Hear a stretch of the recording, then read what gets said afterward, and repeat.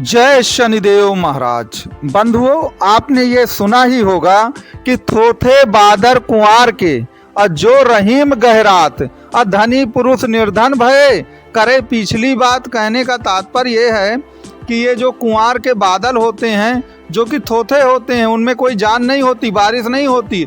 उसी प्रकार से अगर एक अमीर आदमी निर्धन बन जाता है ना, तो वह हमेशा पिछली बातों को दोहराता रहता है। और निर्धन व्यक्ति अमीर अगर बनता है तो वह भी अपनी पिछली गरीबी का गुणगान गाता है। लेकिन अगर आप कुंभ राशि के हैं या कुंभ लग्न के हैं तो आपको ऐसा नहीं करना है, क्योंकि आपका जीवन धनवान होकर के ही लास्ट में ख़त्म होगा। उसकी शुरुआत और अंत दोनों बहुत अच्छे होंगे।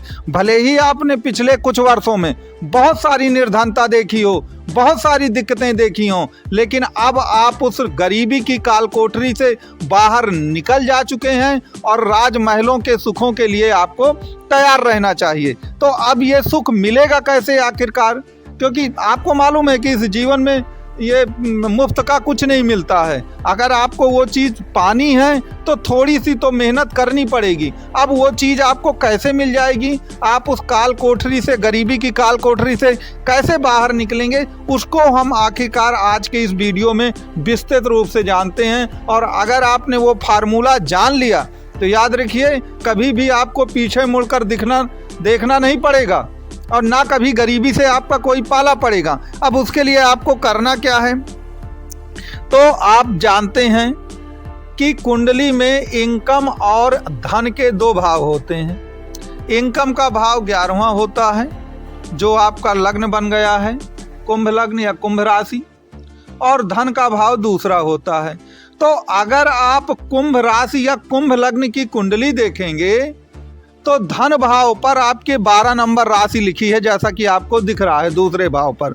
और इनकम का भाव 11वां होता है, जहां 9 नंबर राशि लिखी हुई है। तो 9 नंबर राशि धनु राशि है, जो कि बृहस्पति की राशि है, जो कि आपके इनकम भाव का स्वामी है। और वहीं धन भाव पर 12 नंबर राशि लिखी हुई है, जहां जो मीन राशि है और वह भी बृहस्पति की राशि है। तो आपकी कुंडली में धन और इनकम सबको संभालने का जो काम है ना, वो गुरुदेव बृहस्पति करते हैं। और 2 राशियां करती हैं, धनु और मीन।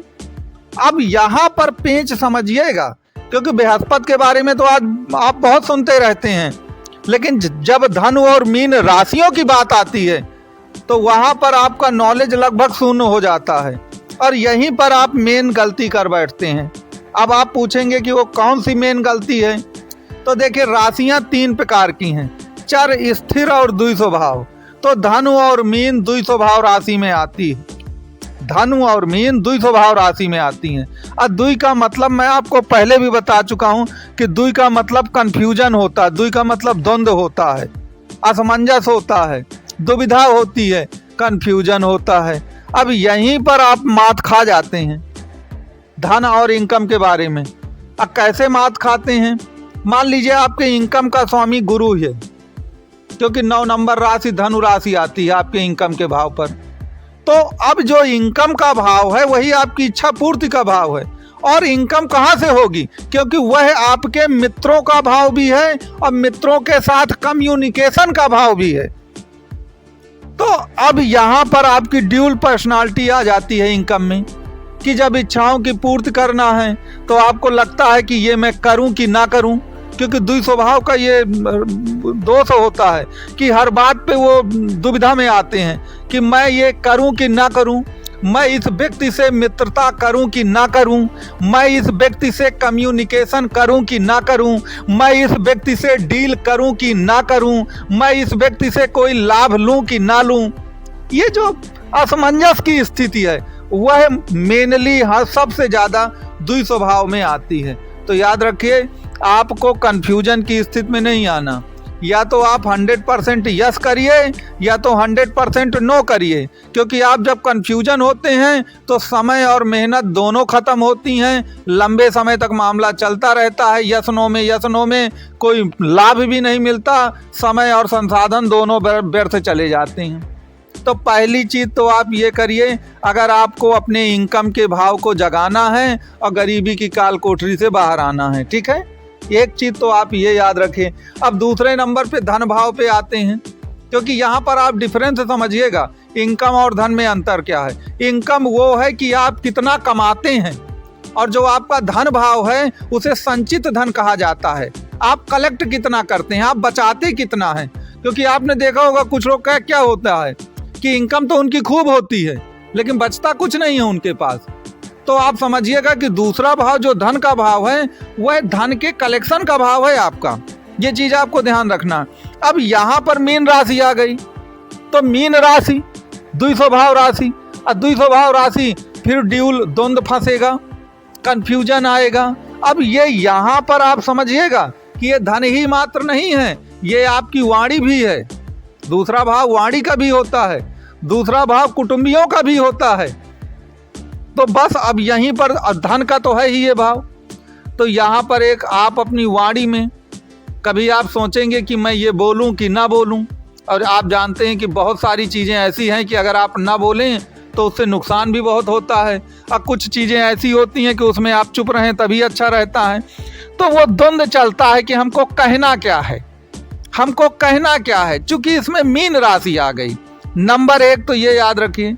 नंबर 2 पर जब धन की बात आएगी तो वहाँ पर धन के इन्वेस्टमेंट का ये स्थान है।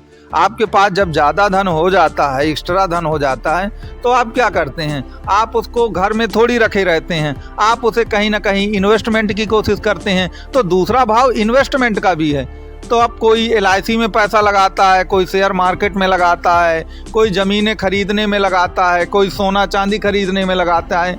लेकिन अब यहाँ पर आपकी मेन दुविधा ये है कि आप इसमें भी कंफ्यूज हो जाते हैं कि धन तो है लेकिन उस धन को लगाएं कहाँ, क्योंकि मीन राशि है, मीन राशि है और द्वितीय भाव राशि है। तो वो मेन दिक्कत फिर से वही द्वितीय भाव राशि। तो आपको कभी भी कंफ्यूजन में नहीं फंसना है, आपको एक डिसीजन लेना है कि नहीं, ये मेरा पैसा है और ये सबसे सेफ है, सबसे बढ़िया है, और मैं तो अपना पैसा यहीं पर लगा दूंगा। और ये बृहस्पति की मीन राशि है, तो याद रखिए धन का कलेक्शन तो करिए, लेकिन बृहस्पति धर्म के संस्कारों के, पूजा पाठ के, दान पुण्य के ग्रह हैं। तो अपना जो भी इनकम हो थोड़ा बहुत आप चैरिटी में, दान पुण्य में ज़रूर उसको लगाइए, तो 100% आपका वो जो धन है वो बढ़ेगा भी बहुत ज़्यादा। तो जो मैंने आपको बताया कि धन और मीन राशियां आपके इनकम और धन भाव पर आती हैं, तो ये दोनों द्वितीय भाव राशियां हैं। तो इस 200 भाव राशि को हम कैसे अपने पक्ष में वो करें, इसके लिए मैंने आपको कुछ उपाय बताए। लेकिन आपको लगता है कि नहीं, अभी बहुत कुछ अधूरा रह गया है मामला, तो मेरा नंबर दिया गया है, आप इस नंबर पे कॉल कर सकते हैं, व्हाट्सअप कर सकते हैं, अपनी कुंडली का विश्लेषण करा सकते हैं। आपको वीडियो कैसा लगा ये ज़रूर कमेंट बॉक्स में करिए। वीडियो अच्छा लगा हो तो लाइक, शेयर और सब्सक्राइब आप ज़रूर करिए।